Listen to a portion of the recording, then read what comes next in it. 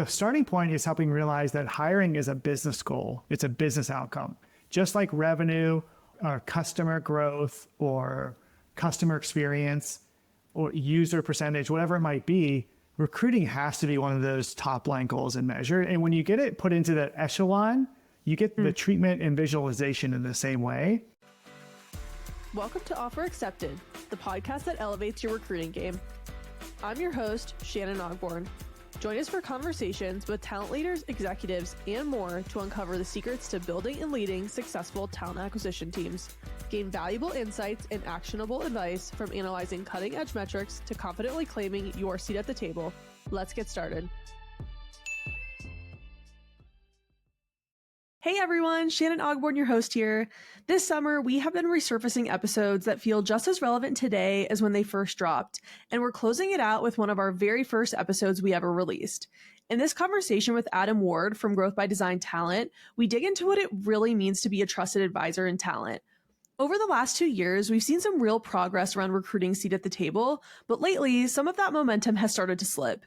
With leaner teams juggling more roles and more inbound, recruiters are getting less face time with hiring managers, and it's harder than ever to show up as a true talent partner. But being a trusted advisor never goes out of style. And in this episode, Adam breaks down exactly how to make that shift. He shares the 4 traits every recruiting leader needs to build credibility with stakeholders, how to influence with data and insight, and why earning respect will take you and your team further than just simply being liked. And something tells us, since Adam's still speaking on this topic 2 years later, it's just as relevant for him now too. All right, let's get into it. Hello, and welcome to another episode of Offer Accepted. I'm your host, Shannon Ogborn, and this episode is brought to you by Ashby, an all-in-one recruiting solution for modern talent teams. I am here with our guest, Adam Ward, founding partner of Growth by Design. GBD helps high-growth companies develop recruiting fundamentals and support intentional business growth in alignment with their unique values and missions. Previous to co-founding GBD, Adam held a recruiting leadership role at Qualcomm, was one of the first recruiting leaders at Facebook where he saw them through IPO, and led the recruiting function at Pinterest, scaling from 200 to 2,000 and through IPO. Adam, thank you so much for joining us. Thanks to Ashby and thanks to you, Shannon, for having me. Of course. So we'll just jump right in. You know, you and I have had the opportunity to chat a lot about our topic today of stakeholder engagement. Tell me a little bit why this topic is so important to recruiting leadership and recruiting teams. Yeah, thanks, Shannon. I mean, it's a very interesting time for companies and recruiting leaders where some companies are taking stock and absorbing all that hiring they've made, adjusting to markets. And so what we're seeing is that companies are looking for a different level of partnership with their recruiting and talent leaders. And so it's something that we've been brewing for some time here, but I think it's coming to a bit of a head as the markets have shifted and companies are looking to adjust in the current environment. And so it's always been important that recruiting has had that seat at the table with the executives and leaders, but we've often found historically that actually recruiting leaders and recruiting teams weren't prepared to show up at the same level of depth, accuracy, data, and insights that maybe sales or finance or engineering leaders have. And so this gap has been growing over time and has come to this point. Definitely. And I've noticed over my career as well that other folks in other parts of the organization seem to have maybe a little bit better mentorship throughout their career on really getting that business knowledge to get their seat at the table and be prepared for it. So really excited to be talking about this today. One of the things that we had talked about is really being a trusted advisor versus a service provider and how that really leads to stakeholder engagement and that seat at the table. Can you help us understand what is the difference between a trusted advisor and a service provider? A service provider might be seen as, a recruiting team might be seen more of a staffing organization, a rec fulfillment operation, and where a lot of the influence and decision-making happens with the hiring manager alone. And the recruiting team is really just shepherding a process or, moving candidates through a process. That might be a service provider. If recruiting gets handed a headcount number at the beginning of the year. You might be a service provider. If recruiting is in the room talking about, here's our capacity, here's what the market looks like, here's some of the challenges, here's what we feel like we can deliver, and helping get to an aligned goal of hiring in cadence, you might be more of a trusted advisor. And so it's a change in kind of framing and conversation between the two, but there's a lot of work and a lot of inputs to get from service to trusted. Super helpful. I'm curious, have you ever worked at an organization where you stepped into a role and you felt like, okay, where our organization is at, we're a service provider, I want to move to a trusted advisor? Has that ever happened? And if so, what were kind of the tactical ways that you brought the organization to be seen as trusted advisors? Yeah, for sure. We've really boiled it down to 4 key things that we think that it takes to be able to make a talent leader a trusted advisor. And you just talked about one, which is influences with data. And it's not just enough to lead with data, but the ability to synthesize, organize, and visualize the data into a compelling narrative.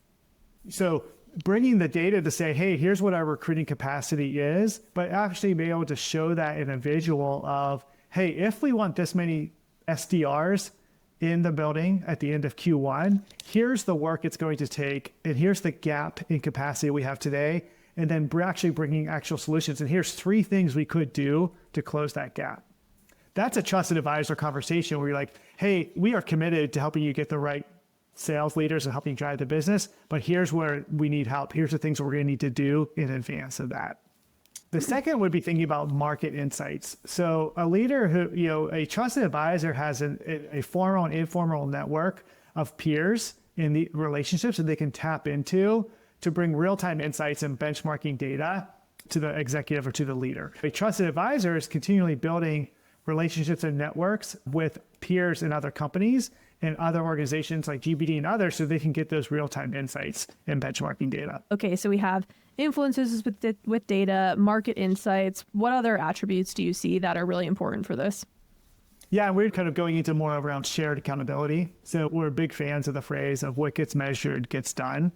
And if you've ever been in a organization or a recruiting team where recruiting alone holds the goal for hiring, then you might be more of a service provider versus trusted advisor. Shared accountability means we had the same goal around making these X number of hires in the first half of the year. There's no scenario where we miss or make the goal and recruiting alone gets the rewards or the punishment or impact of that. We're in it together. We're mutually aligned because the outcome is the same for us. So if recruiting alone is holding the goals, and these goals can cascade down into managers and individual contributors, things like that. But if there aren't those shared goals and shared accountability, then it's going to be really hard to make progress. So you need to create these tethering or anchors around shared accountability. Yeah. How much of that shared accountability and the culture around that comes from the top down? Where have been the struggles and the challenges in getting that shared accountability if from the top they're not buying in? Yeah, it does start with the top, but the starting point is helping realize that hiring is a business goal. It's a business outcome. Just like revenue or customer growth, recruiting has to be one of those top line goals and measured. And when you get it put into that echelon, you get the treatment and visualization in the same way. But it's also important to be measuring those goals in the same way and in the same cadence and the same format that you would any other business goal. So if you think about sales being really important to a company, they probably have a really clear cascading of goals into the organization. Recruiting is no different. And so you want to be thinking about recruiting being reported and progress being reported at the same cadence and in the same way, in the same room as any other key business goal. But where things really fall apart in companies and organization is at the line manager level, because often individual decisions are being made at the hiring manager level. And so if there isn't a clear set of manager effectiveness expectations in your company, that's a great starting point. For sure. And it's surprising how many organizations don't set their managers up for success. There's no interview training, there's no hiring training, there's no real resources for these managers to be successful. So I feel like that's a big part of it too, which is often unfortunately missed, but I think getting better. Okay, so we have influence with data, market insights, shared accountability. What is the fourth attribute here? Yeah, and these are in no particular order, but someone who's really effective at building relationships. Like if the recruiting and talent leader is a business leader first and a talent leader second, all business leaders work cross-functionally and collaboratively to drive business outcomes. So that means that they're putting the hat they're wearing first in the room on these conversations is, how is this talent and how can we help unlock or drive business? How can recruiting help? What part do we play in that? It's not the defensive of, we can't do that, you should do that, this is broken. It's more of, how can we enable your goals and how can we help the business be successful? That's the lens through which you're operating, and thinking about that, again, we are on the same side of the table versus across the table. Yep. And so one thing that we see often with recruiting leaders who are more service providers is that they're overly defensive or protective of their team. And one of the really important skills to learn as a recruiting leader is the judgment of what information do you let through to your team and what information do you protect or block your team from. When are you defensive of your team and when are you critical of your team, right? And so a true business leader is thinking objectively and critically at all times around the business and including their team. And we see often recruiting leaders, regardless of years experience, plateau at the director level, if you will, because they are defensive of their team. And other teams see that, and then you get put into the, all right, I'm going to fill out this rec. You go fill that rec for me. You're a staffing organization to me. You're not a talent advisor to me. Yeah, that actually kind of brings up a follow-up question I had of, how does your leader, your recruiting leader, being a trusted advisor help your IC recruiters, RCs, sourcers, mid-level managers on the team? How have you seen that play out in the past? Cool. I love this question. Let me give you a tactical and a strategic way. Great. The strategic way is it just sets a tone for how they operate as well, right? So people inevitably mirror aspects of their leader. So if you as a trusted advisor are really curious about the business, you understand how the company makes money, you really are asking and sitting side by side with an engineer to understand the tech stack. What is it you do as an engineer? Can I shadow you for a day? Like that curiosity and understanding is not only going to make you a better recruiter, but you're going to be seen as like someone who really cares about engineering in that example. So your team, your sourcers will start, and your recruiters will start to actually mirror that, right? And so they'll be more curious about the business. They'll be more engaged with their hiring managers and teams because they feel like a part of a single team versus two different functions. So strategically, they'll start mirroring your behavior. Pragmatically is, as a trusted advisor, you're going to be in more conversations. You're going to have access to more information ahead of time that's going to prepare your recruiting team. So let's just go back to this sales example of, if you're a service provider, which we were at that time with Pinterest, is that we got handed a number. That means we weren't in conversations in September, October, November to know this is the year of monetization. We're going to need to staff up in H1. If we are more in a trusted advisor spot, I would have access to information that I could start to share with my team and start resourcing my team ahead of plan, or have more contingency levers I could pull to quickly ramp up our team. So that access to information, one, gives more business insight to like what's happening in the business and the why, but also prepares the team for these shifts in business conditions. And so that helps it. Like, information is power, and that helps the recruiting team feel more valued when you're giving them insights to the business because you're in more conversation as trusted advisor. Yeah, and I can definitely say, as someone who has done a lot of recruiting, it's very frustrating to just be handed a goal or to be expected to fulfill what seems like a super wildly out of this world, number of hires, and you're like, it's really discouraging and demotivating when you get your number and your first thought is, there's literally no way. And I think having your leader be a good trusted advisor to the business, that would minimize some of that frustration. And I presume probably recruiters would want to stay longer. They'd be more motivated to work. They're excited to work with the business. And when you think about recruiters being the face of candidate experience and candidate attraction, it really helps bring candidates in and makes them feel like, oh, this person really loves working here. So I think all those things can really contribute to better outcomes for the recruiting teams. Yeah, and maybe just, to say that in a different way is we know recruiting is tip of the spear. And if your recruiting team isn't engaged and fired up and believers, it's really hard for them to be effective. And so to your point, it makes the team more not only engaged, but more successful in what they do. One other question I had for you before we jump into a little bit of how, strong stakeholder engagement and talent advisory has really accelerated your career. What conversations have come up the most recently with talent leaders? Yeah, there's a couple things top of mind right now for talent leaders. One that I think we're hearing a lot from is this concept of talent density. And it's not just in the recruiting side of things alone. It's also within, the existing employees that you have. But, it's pretty interesting because talent density is essentially quality of hire in a lower volume hiring environment. In a high volume hiring environment, we know is quality of hire. And so it's really tough to be a CEO because you're always afraid of the quality of people coming into your company. In high volume, you're like, wow, we're hiring a lot.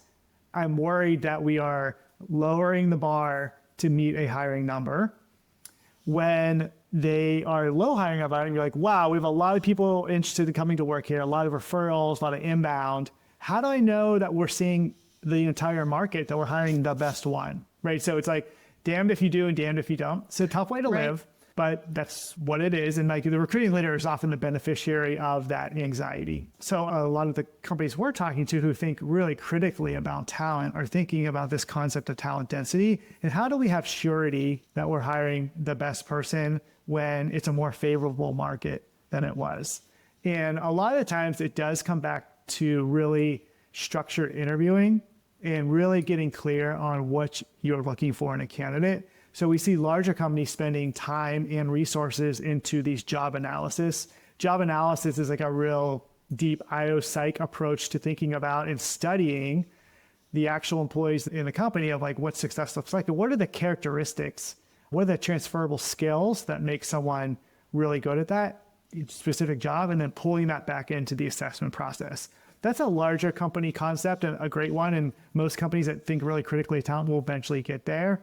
But for smaller companies, they're really thinking about back to that early first step of scoping a role as a trusted advisor, really helping a hiring manager think critically of what the work is going to be, what success looks like, how do we conjugate those into actual competencies, experiences, and skills, and how are we creating focus areas for interviewers with question banks and rubrics so we get better inter-rater reliability around what grade looks like. By the way, all that information is super helpful for your sourcing strategy and outreach strategy too, but it also helps you make sure you're getting to the outcome that drives the business need from the start. Totally. What I found too is that when companies don't do that on the intake because they're trying to save time or move fast or any of those, kind of reasons, they end up having to redo a lot of the work, and it's costing them time, it's costing them money, it's costing them someone starting the job and getting ramped up. So for anyone out there listening, don't skimp, put the time in up front. It's a super, super important part because the more time you have to spend doing it later, you're just creating a bottleneck really for yourself. It behooves you to do it up front. Otherwise, you are accumulating a lot of recruiting debt that ultimately cascades into a whole reset and change management process. Often that's a change of recruiting leadership. That's a change of recruiting tool. It's really heavy to do all those things and very costly, so better do up front. The second thing I think that happens as a result of that is leaders put in these speed bumps or checks and balances or safety nets because they don't trust the process. Bars or raiser programs, hiring committees, CEO reviewing every offer or packet. You've seen these like stopgap measures that sometimes just become ubiquitous in the company, or it can be short-term things because that leader is concerned about the process. And so you can do these fixes, or you could change the system. And we find the most scalable long-term solution is actually to make the company effective at hiring, not just specific people or small pods of people or one or two leaders at it, because it actually will be a blocker at some point.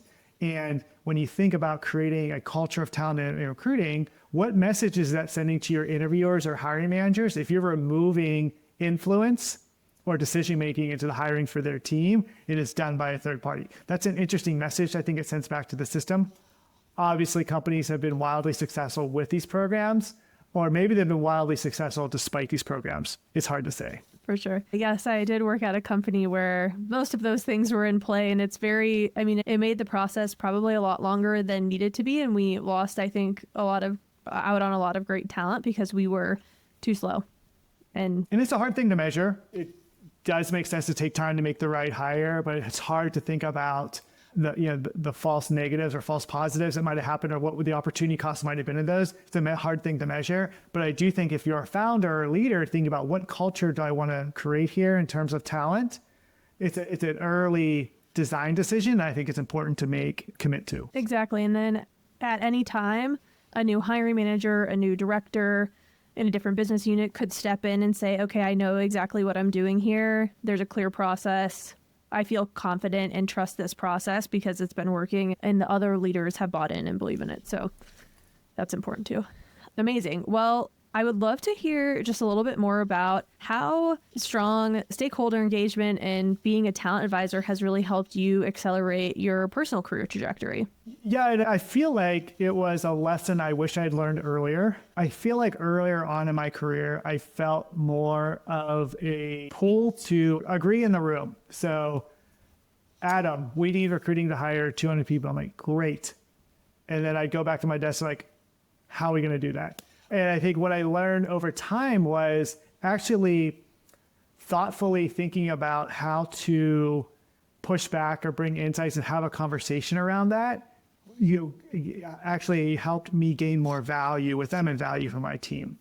So maybe said more concretely, the more confidence I had in my craft and what I knew, and the more clearly and crisply and data backed I was able to make that framing for them, the more and more information I got, the more and more meetings I was in, the more and more success we had as a team. And so it almost felt like early on in my career, it's like they'll like me or they'll think highly of recruiting if we agree to what they do. Yes. And being liked is not a pathway to getting respect.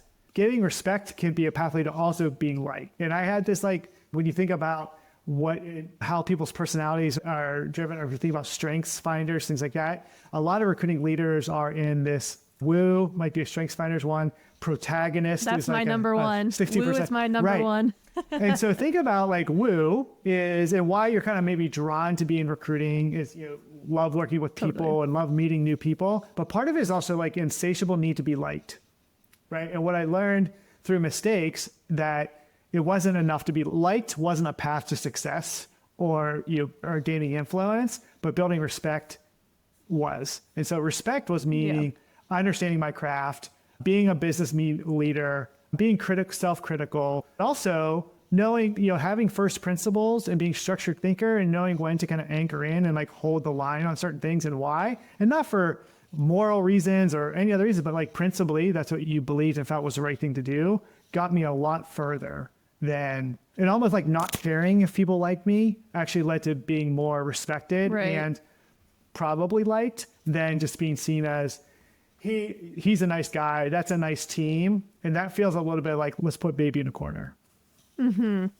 It's such a tough balance because like I said, woo is my number one Clifton strength, but I also felt myself maybe being a little bit too chippy at trying to overcorrect. I would get really immediately frustrated. I would kind of try to fight back a little bit too hard for that respect. And so there's definitely a really fine balance. And it's exactly what you're saying. It's you gain respect by giving respect and understanding someone else's craft and trade. But the more curious you are about someone else and their role and their side of the business and things like that, I think the better off you're going to be, and the more curious they're going to become about what you're doing and what you can, what you're bringing to the table. Can we dig in there on two things? Yeah. 3 things. So one would be when you have a soaring strength, you often try to counterbalance with too harsh of a flip. And so under duress, Shannon, I imagine you got super chippy, right? So there's this adjusted style that you have as a leader that is an overcorrection to a strength of yours. And so, we often do this exercise in our leadership training academies is like, at your best day, how are you showing up?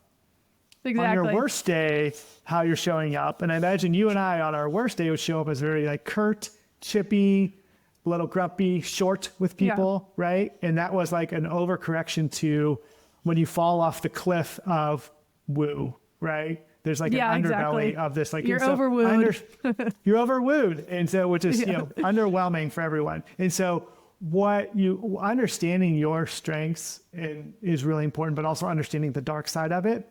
And then the second point is like as you're building teams or surrounding yourself with how are you finding complementary pieces to yourself? And we often, early hiring managers, early recruiting leaders hire people who are shades of themselves. And so you end up building a team that's high woo and like that's bad for everyone. And so how you like think about your team as a puzzle by start understanding your strengths and what are complementary pieces is really important. The third is like thinking about really understanding yourself. And when you think about being a trusted advisor is understanding influencing styles.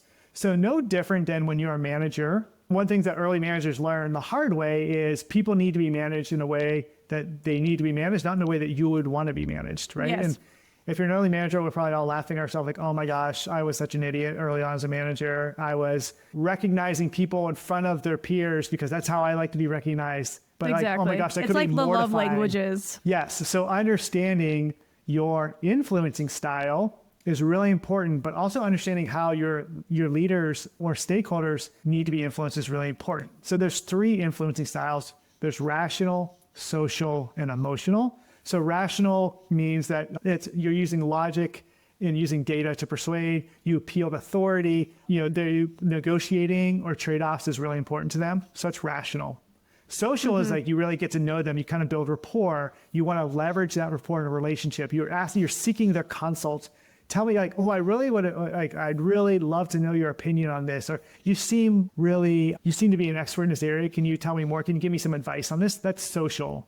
Emotional is appealing to someone's values or modeling ways you'd like others to behave. Like, hey, I know this topic is really important to you personally. I know this is a core value for you. That's why I think this. And so understanding and actually mapping out before you go into a conversation with a leader, what influential style might they be? And then what information you use, how you use it, that helps inform that so you get to the outcome that you want. Yeah. And for any of our listeners that are on the individual contributor side, the same is true for managing up to your recruiting leader or people operations leader or manager. The more that you can meet someone where they're at and play to how they want to be communicated to, it's just going to be, you're going to be in such a better off situation. So definitely amazing insight there. So I think we're coming up on our time. Where should people go to learn more about you and GBD? Yeah, a lot about GBD can be found on our website or our company LinkedIn page, but our website is gbdtalent.com. There's information on all of our trainings that we do, our advisory work, some of our search work.